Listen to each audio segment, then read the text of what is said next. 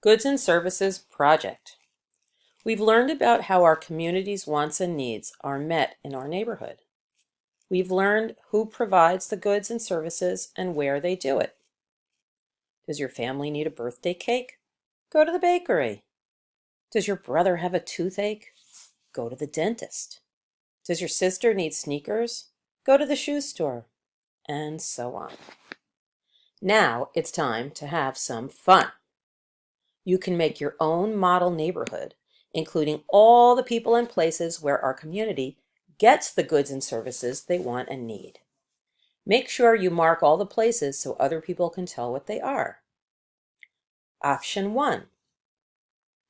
Build a 3D model using boxes and cartons and any other materials you can find, or use Legos or blocks or art supplies. Make puppets or use action figures to act out transactions between community members. Option 2. Make a 2D model on a big piece of paper using crayons, colored pencils, paints, whatever you have on hand. It will look like a map. You can still make puppets or use action figures to act out transactions between community members. We expect this project to take time to complete.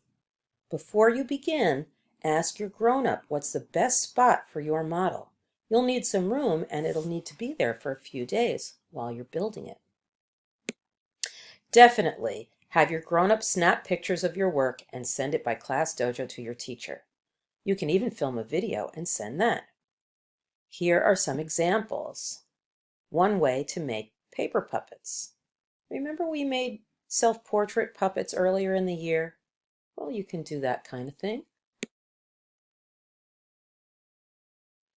Oh, this person made a building using a paper bag and then cutting construction paper and gluing it on and then adding a little writing on top. That's cool. That looks like a Brooklyn building. Oh, right. They needed scissors and crayons and they needed some glue. This person got a big piece of paper and drew out their map. They drew streets and they drew buildings. Here it says hospital. Here it says Wilson Elementary. I guess that's their school. That's how they did it. Wow. This person, it looks like they used boxes, like maybe food boxes, like if you have pasta or something, save the box, or a shoe box, and they covered the boxes with paper and drew. Wow, that's cool. They needed construction paper and crayons, maybe scissors and glue.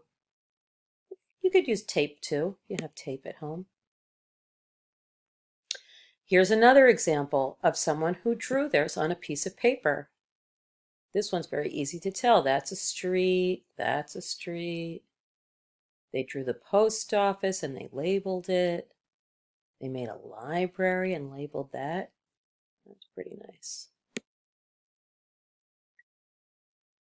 Ah, here's another one that someone did. This is two-dimensional. It's flat, but then they made a collage of a hospital and oh, there's a school bus. That must be the collage of their school. Collage means they cut out different pieces of paper and then glued them down to make it look like the thing they wanted. And here for the school bus, they just cut out this yellow school bus shape and then used a crayon to make it look like a bus.